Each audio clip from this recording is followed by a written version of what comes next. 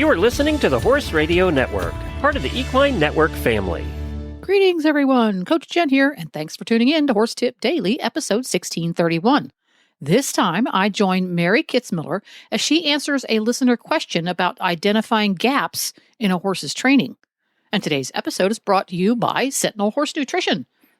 Sentinel's full line of 100% extruded feed formulas are designed for easier digestion compared to pellets. Extruded nuggets break down as soon as your horse takes a bite, releasing essential nutrients exactly where they're meant to be absorbed. Discover how extruded feed helps your horse live a healthier life. Visit feedsentinel.com/podcast to learn more or find a retailer near you. That's feedsentinel.com/podcast. We have a question from Katie, and she wants to know, what do you do when you don't have a lot of history on a horse to evaluate their level of training and any holes in their training? What are you looking for to determine how trainable a horse is? Are there specific exercises, you do on the ground or under saddle to evaluate them? Are there specific strategies or training paths you follow depending on what your evaluation turns up? Great question. And I often have to do this, or often choose to do this with training horses, because I learned don't take the given history at face value. And so it's pretty simple, actually. I just pretend they don't know anything and then let them show me what they know. So I act as if they're a brand new baby colt that I'm starting. And if they already know it, I can determine it pretty quickly and scratch that off of my list and go from there. So maybe I might even spend a week doing this on a horse. So examples of that would be, I don't ever take for granted that a horse is able to stand tied while being saddled, because you find out rather quickly that, maybe this horse can accept the saddle, but they're very cold-backed, and as soon as they take one step, they explode bucking. And you wouldn't believe how many times that's happened to me on a horse that's broke to ride, and I call the owners. I'm like, he bucked pretty hard with the saddle. And they're like, oh, yeah, he does that. I'm like, did you not think to tell me that? Yeah. He killed 3 people last week. I'm like, oh, okay. That would have been good to know. Good to know. So, I have discovered too late that a horse cannot stand tied for things while I've made them stand tied for something. And that's never a fun situation to be in. So, oftentimes I'll take a new training horse to the center of the arena and saddle them while I'm holding them and just make sure. And if they're super chill about that, I usually feel comfortable tying them up after that, or taking them to the place where I tie and looping the rope around and just kind of imitating tying. And if they're okay with that, then I'm like, okay, I know what you got to work with.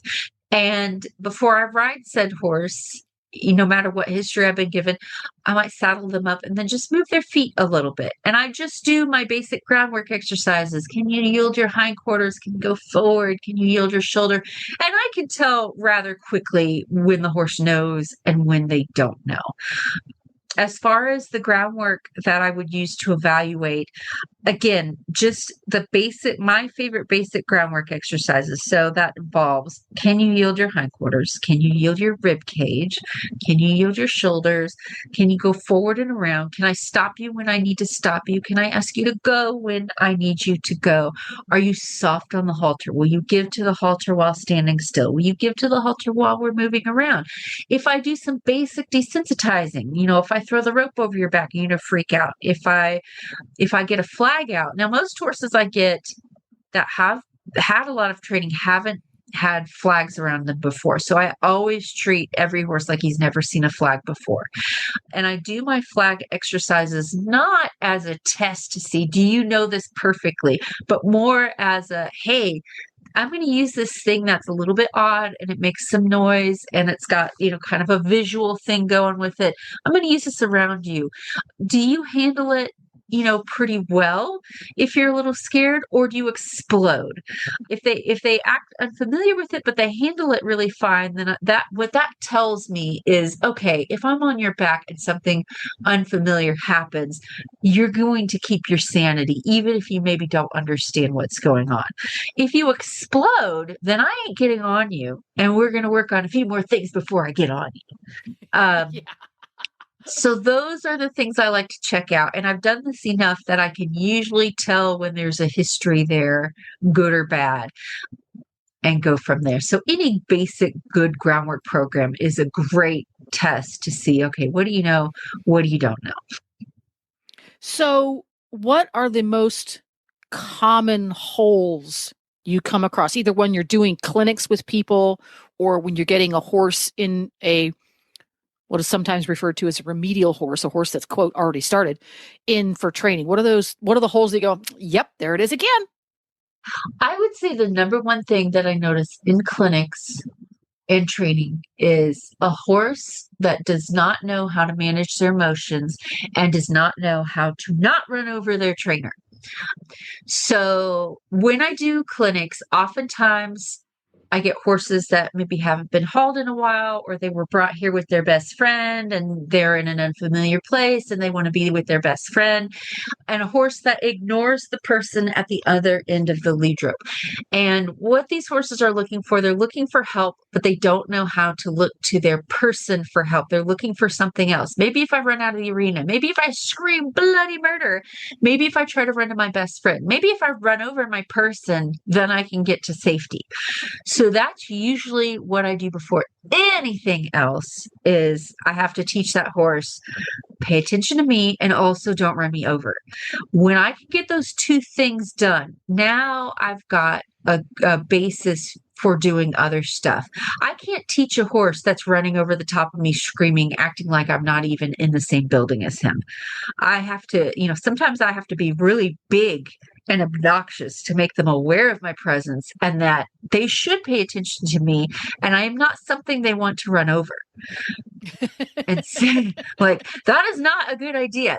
Horses don't understand how squishy and fragile we are. So sometimes I need to make it known. I am precious. Do not run me over. Don't squish the human.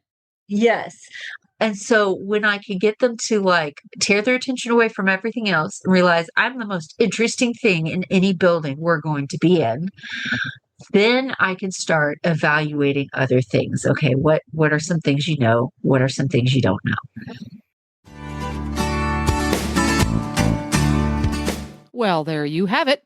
Horse Radio Network has thousands of engaging podcasts for horse people, and you can have them sent right to your phone. Just subscribe via your favorite podcast player. This is Coach Jen, and I will be back again soon with another tip. Until then, go ride your horse. The Horse Radio Network and the Horse Radio Network hosts are not responsible for statements made by guests on the Horse Tip Daily. Please use your own judgment when listening to the tips on this show.